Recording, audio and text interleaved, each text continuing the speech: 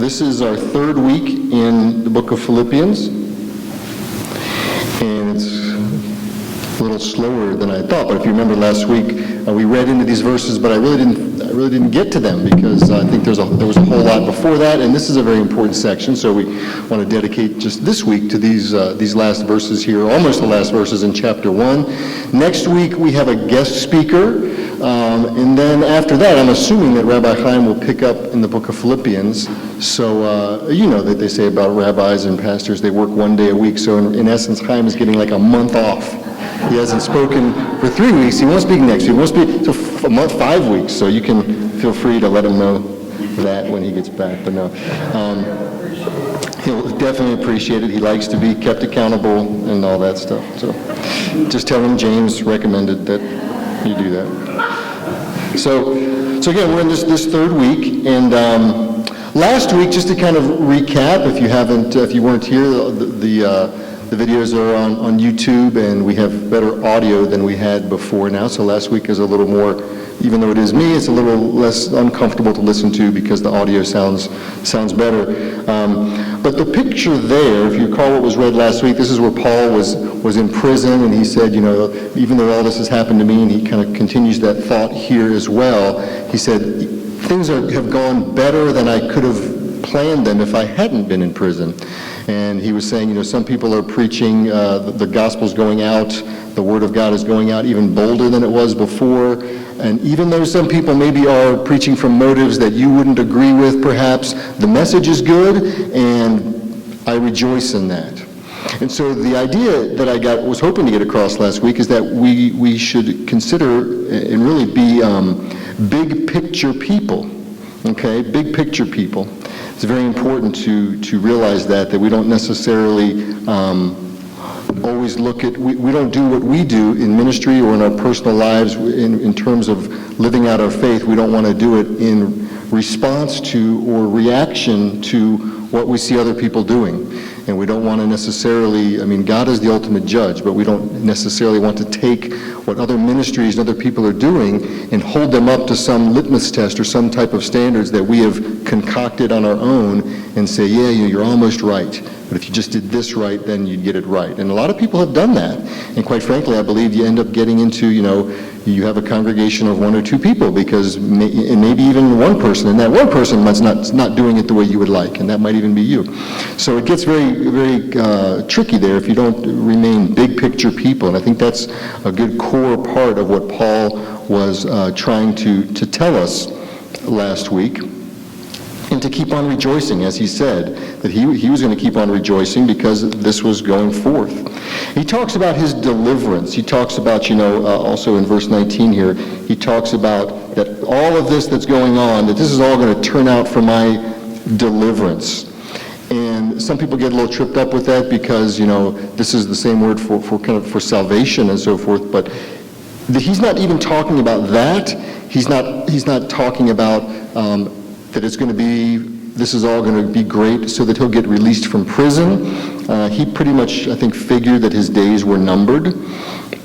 This is not really a self-serving statement, but what he's saying is that this is all going to work out for the sake of the testimony of the Lord, the sake of the gospel. That's the idea that he's saying here. So that what he's leaving behind is not shame for, not just himself, but for shame for the work that he was doing.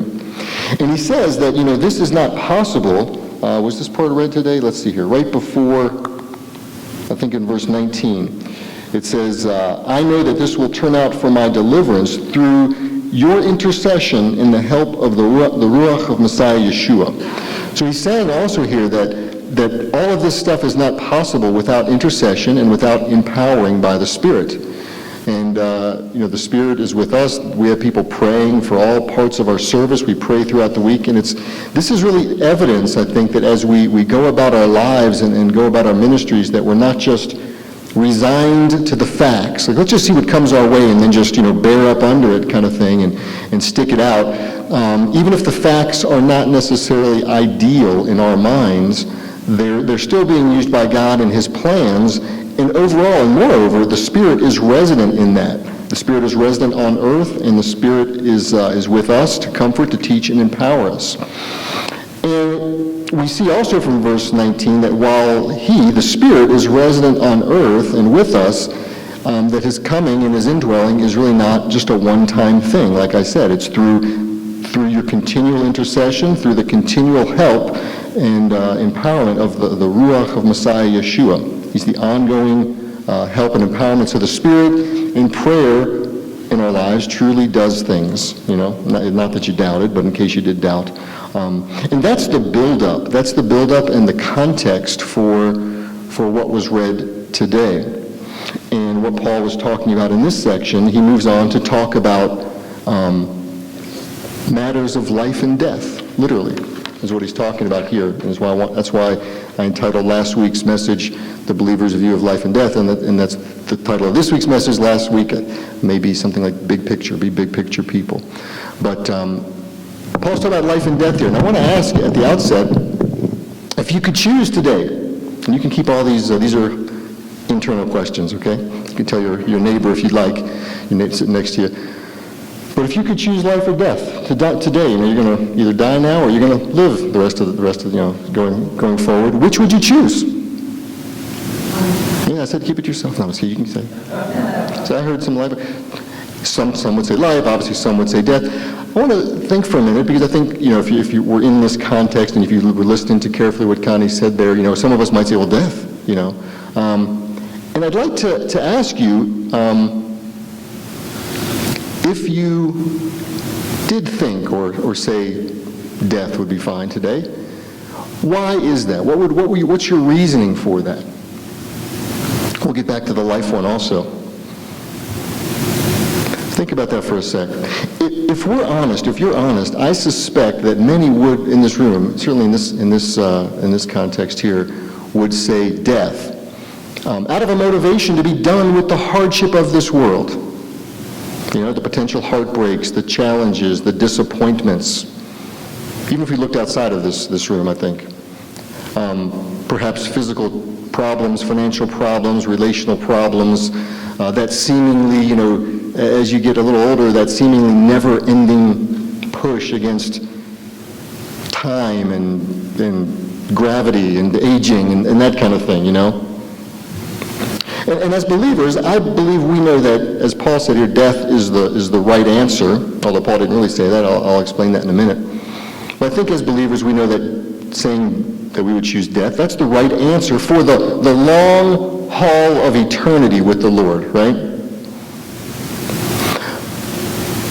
But I do think that our challenge today is to think about getting to a point like Paul was here, where choosing life is also a blessing.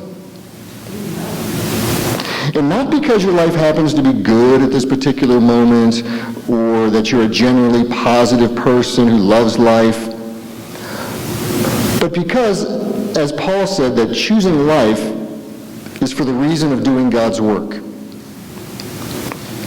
Realizing that this is what your life is all about, and that your life in the world, in the here and now, that life that is lived in Yeshua, that's upheld by the prayers and the power of the Spirit, is meant to bless others. And in that, there's a blessing for you as well. And then, when that mission is done on earth, then the believer in Yeshua will be forever with the Lord.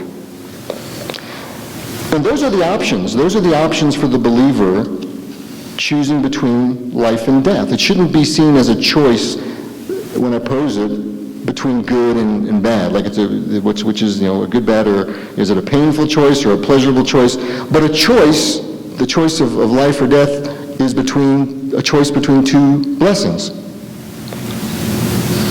Blessings of what you can do for people here and now, and blessings for the legacy that you would leave behind, and then, of course, the blessing of being with the Lord for eternity.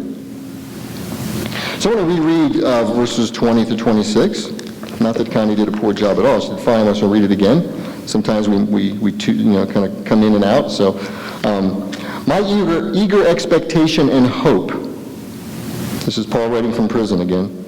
My eager expectation and hope is that in no way will I be put to shame, but that with complete boldness Messiah will even now, as always, be exalted in my body, whether through life or through death.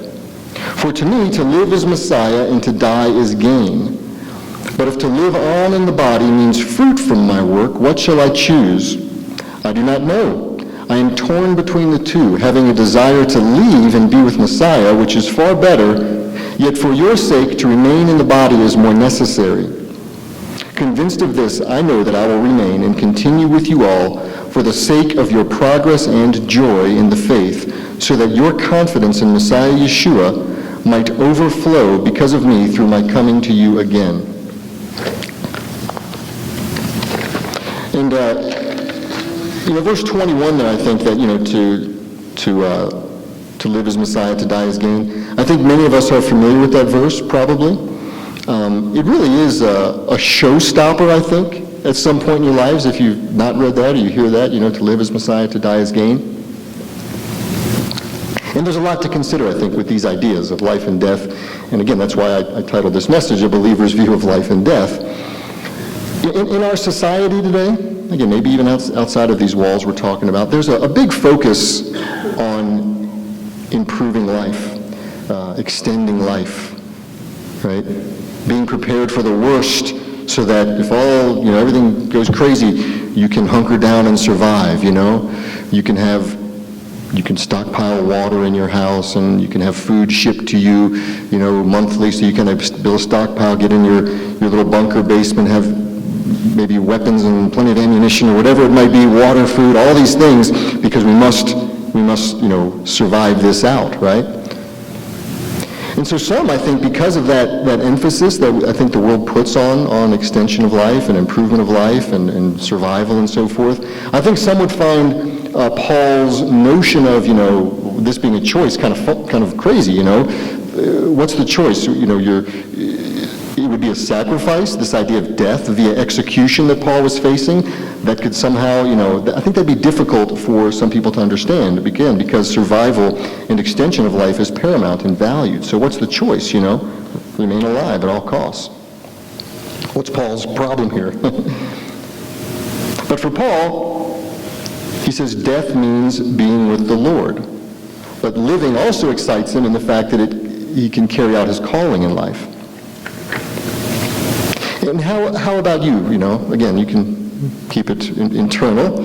But does living, for those that said life, does living excite you in the sense that you think, boy, I can continue my calling? Or is it something else? I don't know. I'm not pointing fingers or, any of this stuff. They say the most personal messages are the most universal, if that makes sense. So the founder of this church, Greenwood Community Church, actually years ago told Chaim that. Chaim told me that, and I think I've said it twice. So from now on, I'll take claim for that being my quote. But the more personal, sometimes you're afraid. When we ask people to give testimonies and so forth, they don't want to. What do I have? The point is, the more something is very personal to you, it's probably more universal than you think to other people. But in any event, does the idea of living excite you in the sense of a continued mission and calling? Or if you're honest, does the idea, or ever has the idea of continued living kind of brought up thoughts of, man, this is just continuing the grind,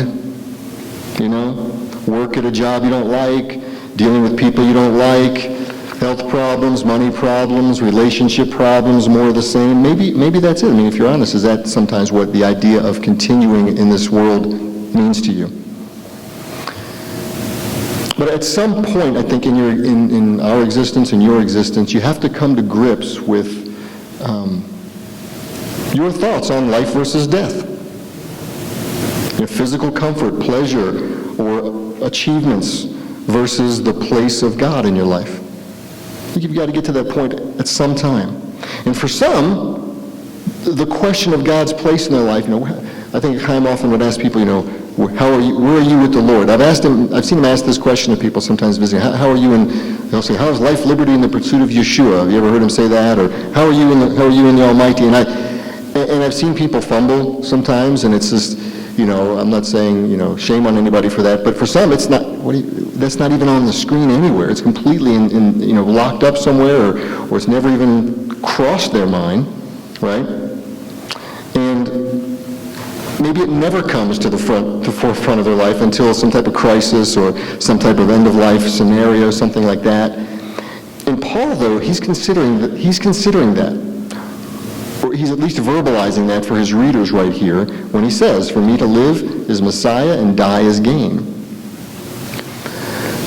But it's not a contrast between life and death, really. That's not the thought that's going on here. In other words, that Yeshua's life and death is gain. He's not contrasting, life and death. It's about Yeshua in both cases. The Messiah, he's the focus.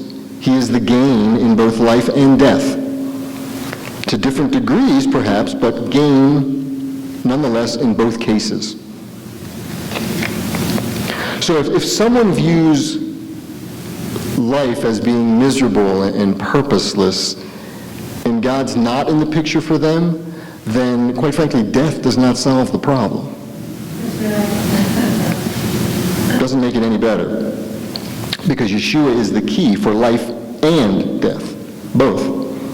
So to die is only gain for someone who lives for God and knows Yeshua as their atonement and their salvation, Again, some think that death is the answer to their problems, and that's a resounding no, and definitely no if they don't know the Lord. If your life, or what you did in life and what you said in life, had no impact on other people, what would you do?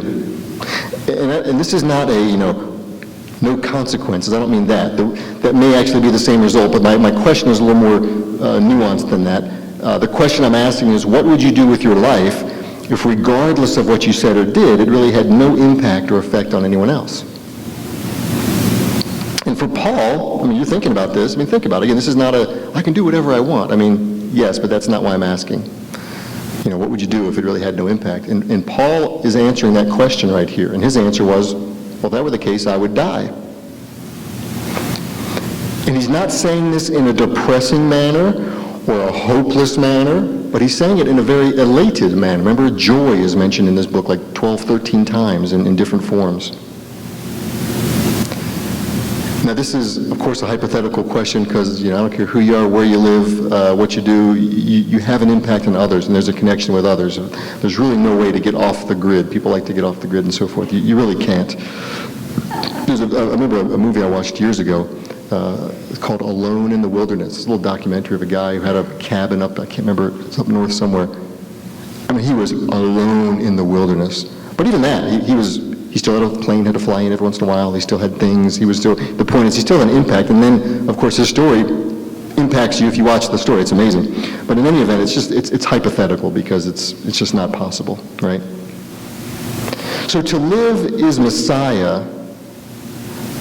That idea is that we're not just sitting around in this life waiting for the real victory after we die.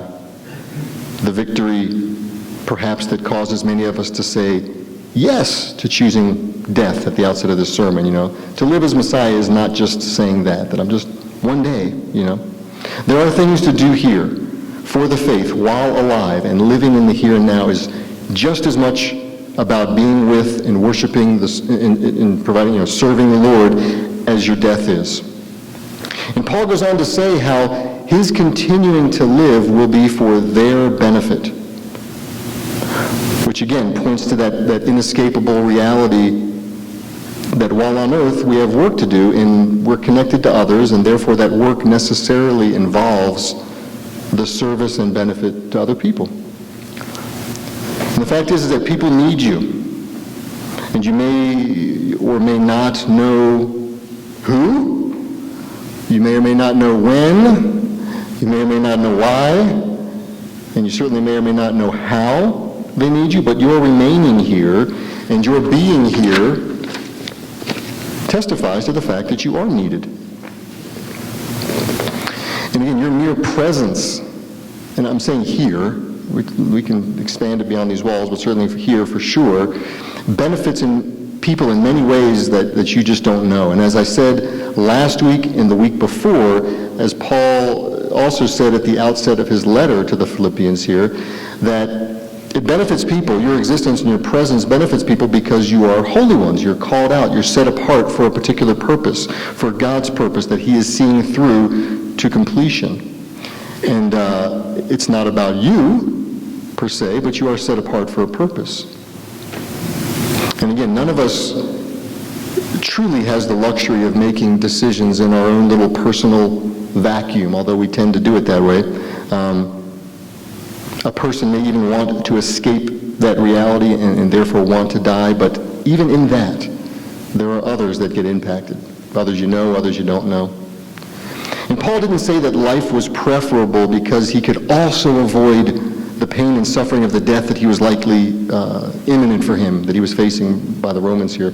He also didn't refer to any sadness that he would have by, boy, if I die, I'm going to be leaving all these things behind and these people and the stuff that I've accomplished and so forth. These are the reasons that many people give for not wanting to die, right? I don't want to miss my loved ones. I don't want to lose what I've worked for and all that kind of thing. But when these things aren't so wonderful in a person's life, there's things you want to live for, those are the same reasons they give for not wanting to live anymore, you know? Loss of family, loss of wealth, all that stuff. But in either case, whichever side of this, whichever way we look at it, you know, we can slip into an undue focus on the things of the world, you know? In other words, I want to stay because of these things that are going so well for me.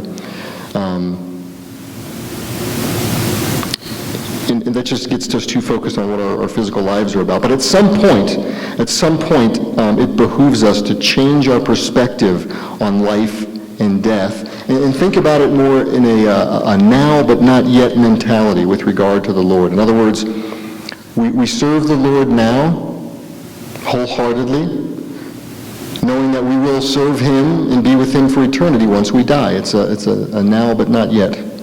A both and, they call it. But when we do make this shift in thinking, you know, this shift in thinking that, okay, our life is temporary and not fully our own, you know, and that life or physical life is not all there is, you know, the question I think really is when? When do we make that shift? When do we make that shift in thinking? Is it a clean shift? Does it take time? When do we shift out of that mindset of, you know, this is all there is? No, there's things to do here, but there's also eternity, right? Is it once we've lived a bunch of life for ourselves, kind of got that out of our systems, we're done with that now? You see that a lot.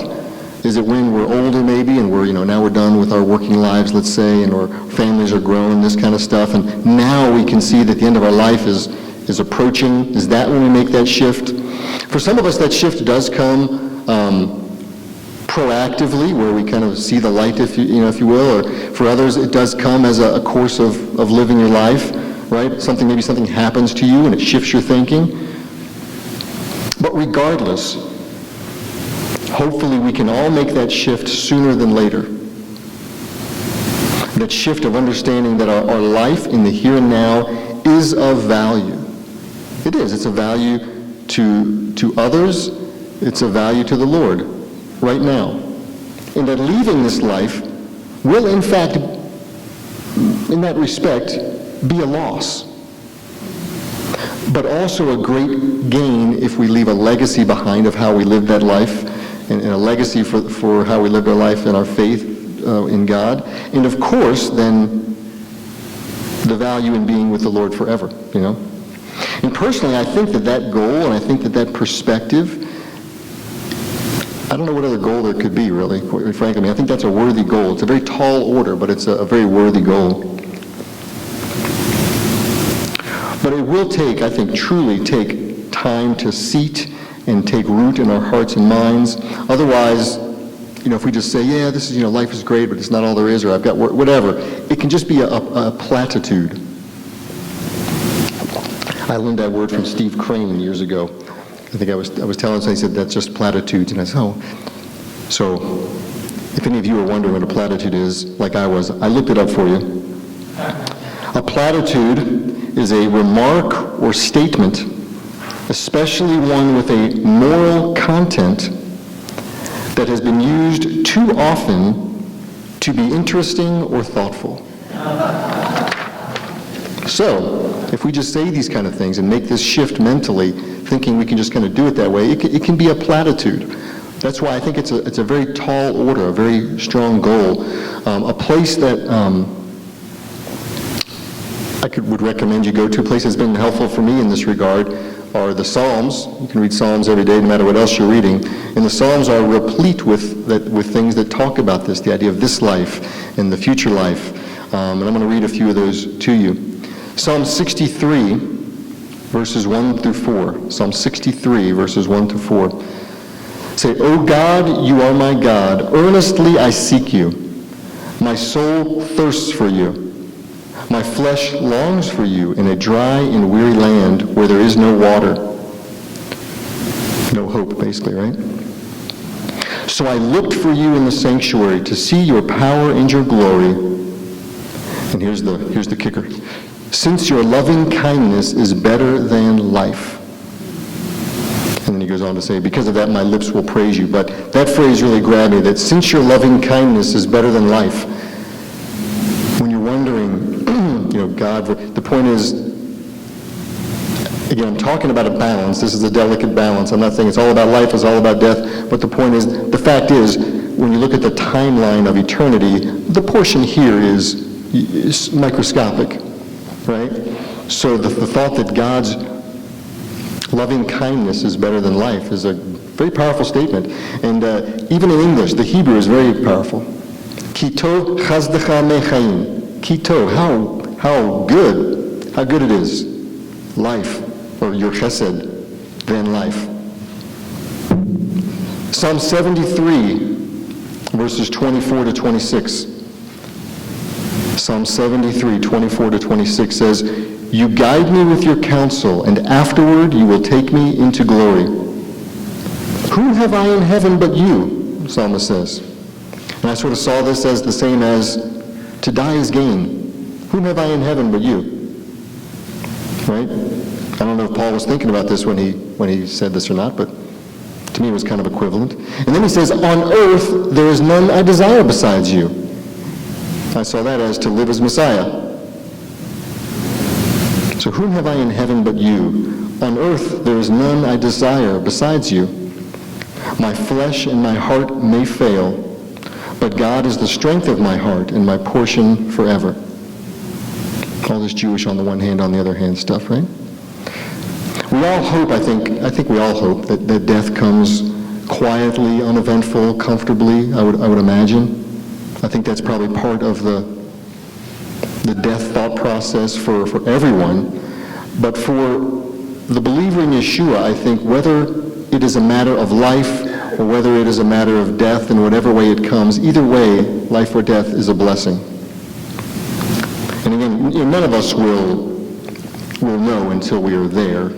In one sense, it's speculative for all of us, but God has given us things in His Word that speak of life and death, a lot of it.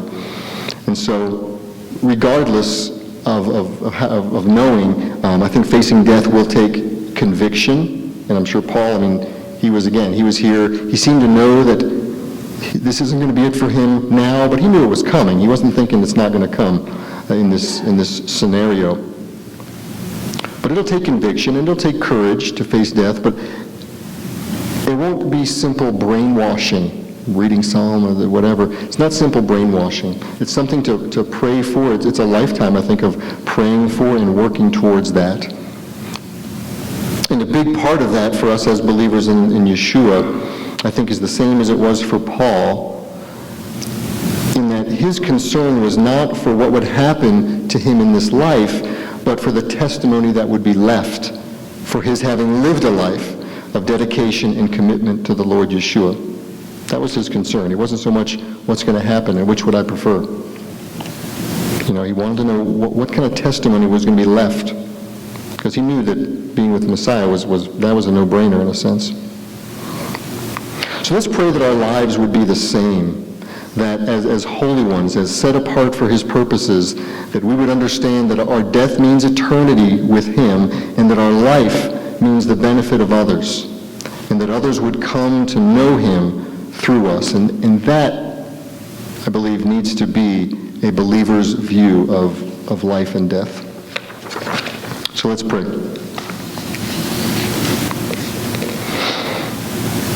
Lord, we thank you for setting us apart for your service as your holy ones, as your Kedoshim. We thank you that we have the opportunity to live for you now, guided by your power and your wisdom, and that after our time here is done, Lord, that we will remain with you forever. Help us, Lord, to internalize, to really have this take root in us, this reality each and every day as we seek to understand your plans and your purposes that you are working out to completion in our lives. And I pray, Lord, also that if there's anyone here today that does not have that assurance, the assurance of knowing that both their life and their death is a blessing only through knowing you and the atonement that you have provided through Yeshua, that today would be the day that they embrace that reality and that they confess their need for Yeshua to be the salvation and Lord of their life. And it's in Yeshua's name I pray. Amen.